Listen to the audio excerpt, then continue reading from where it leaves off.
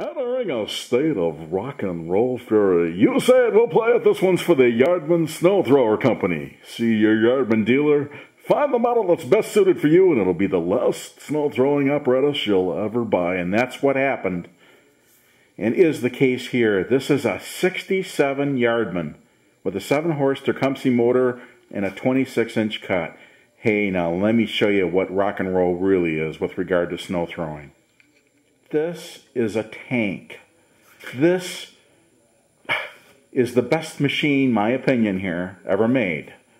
This machine will never fail. It is like a steel ball bearing, and I'm going to show you the only plastic pieces on the machine. Here on the chute handle, electric start, that's made of porcelain, that base, and a prime knob. That's it. That's the only plastic you'll find on this. You get a straight shot out that chute with a 1/4-inch thick steel fan.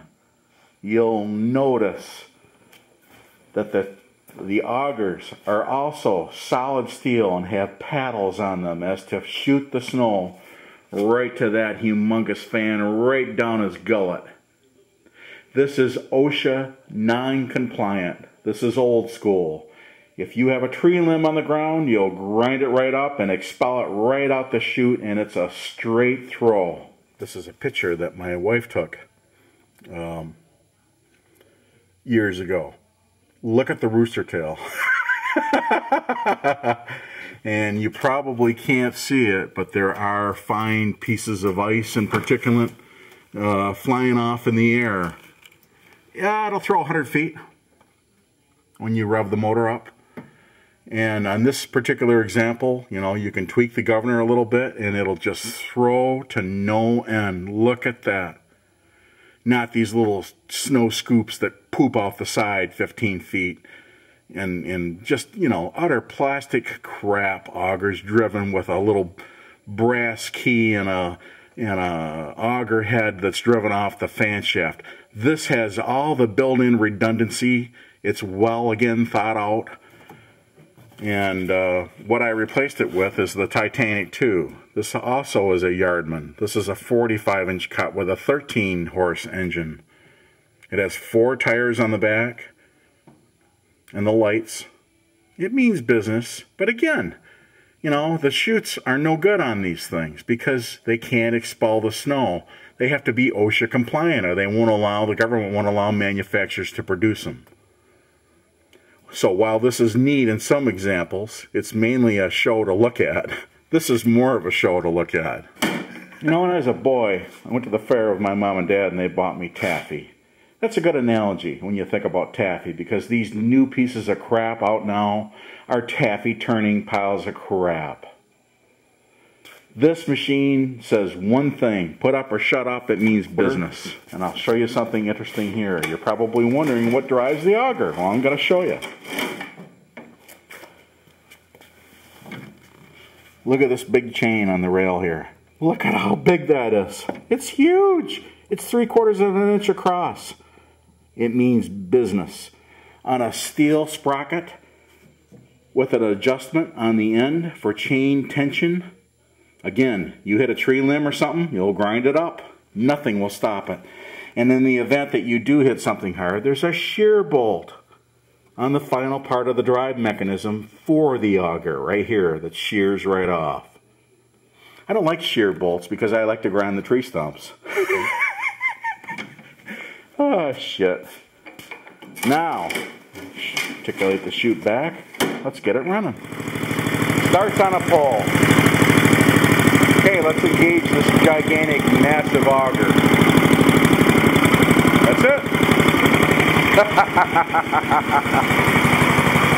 Sometimes in life, with regard to machines, you just get it right. What are you talking about? Well, you got a gigantic counterweight of momentum here with a thing like this. You have a big centered bearing in the back and one right behind the fan shaft.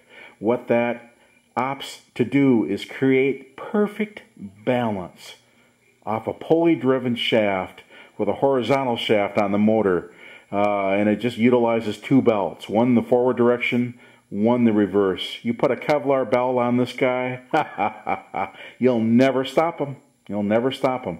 And with that balance is, again, an ease of operation unlike anything that I've ever seen present day, with present day machines. Here, again, is a great example of that greatest generation of engineering and forethought given to every small detail. It's got an electric start. You needn't even, ever have to use it because it always starts on one pole, even in the coldest weather. And part of the reason for that is once you set the throttle here, and then once you set the choke, all you need to do is give it a pull, and that creates a vacuum right on the end of the carburetor as to draw raw fuel right down the jug. You don't need a primer. Primers fail. Primers rot. Primers aren't any good. I collect these. There are different variations. This is the baby. The other ones were much larger, and there were smaller models. They varied in design, but this is the hot potato. This is the one that's just, it's right. It's right in the way that it feels and the way it's engineered. And that canopy that I spoke of would be right over here, and I'll show you that again later. Okay, on a more final note, look at this. I decided to put one of those Yardman snow cabs on this.